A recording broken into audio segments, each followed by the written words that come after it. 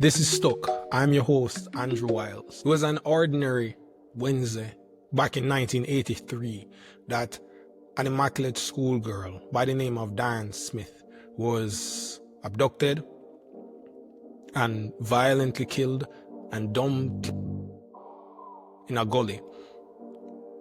And police zoomed in on a man by the name of Dennis Jenkins. He was called Shorty because it's Jamaican. He was short. And there was no doubt that Shorty was going to be found guilty of this very, very serious offense. If you want to get a sense of the mood at the time, his lawyers had to eventually file an application with the court, go to the court and say, change the venue. The crowd leading to the court was so boisterous. The people were so angry. At one point, they grabbed his mother.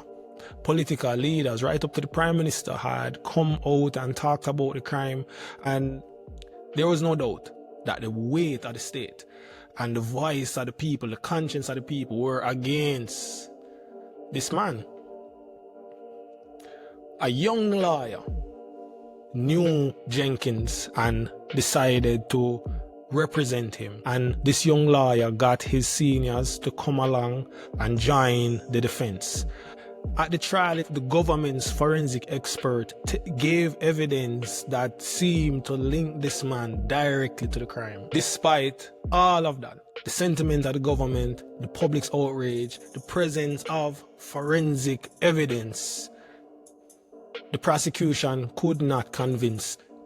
Shorty would end up having 2 trials. In the first trial, 11 of the 12 jurors said guilty. 1 said not guilty. For the second trial, everything changed, and every single juror said not guilty. Despite the political sentiment, despite the outrage of the public, despite even the same forensic evidence on the part of the prosecution.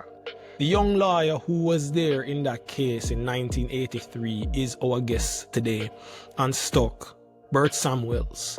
If you're just joining us on this journey, we're talking about wrongful convictions in Jamaica, and we're trying to answer 3 questions: how they happen, who they impact, and what we as ordinary Jamaicans can do about them. When it comes to the question of how they happen, there are few people as qualified to talk about that than Bert Samuels.